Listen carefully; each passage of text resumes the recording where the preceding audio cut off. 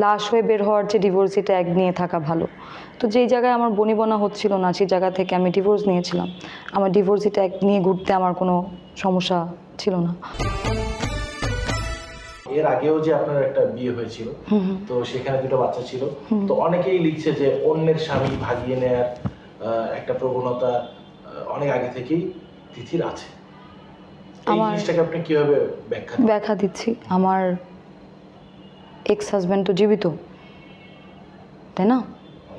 তার সাথে আমার যখন বিয়ে হয়েছে সে তখন অলরেডি ডিভোর্সড এবং তার দুটো সন্তান ছিল যারা তাদের বাবার সঙ্গেই থাকতো এবং তাদের সঙ্গে আমার খুবই ভালো সম্পর্ক ছিল এবং আমরা একই বাসায় থাকতাম, একসাথে থাকতাম। স্পেশালি যে মেয়েটা, তার সাথে তো আমার এখনও আমাদের অকেশনালি বা মাঝে মধ্যে যোগাযোগ হয়েছে বা যোগাযোগ হয়।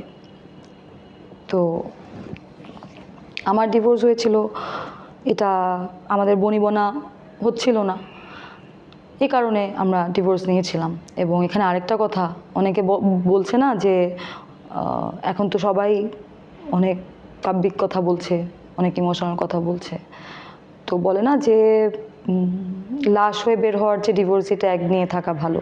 তো যেই জায়গায় আমার বনিবনা হচ্ছিল না সেই জায়গা থেকে আমি ডিভোর্স নিয়েছিলাম। আমার ডিভোর্সি ট্যাগ নিয়ে ঘুরতে আমার কোনো সমস্যা ছিল না। তো তাহলে আমি ডিভোর্সি নাকি, এই কথাগুলা এখন কেন আসবে? আসার তো কথা না। বিশ্বের নানা প্রান্ত থেকে রেমিটেন্স লেনদেনে নগদ নিয়ে এলো হার না মানা হার অফার। সর্বনিম্ন 10,000 টাকার রেমিটেন্স নগদে পাঠালে স্বর্ণের হার জেতার সুযোগ।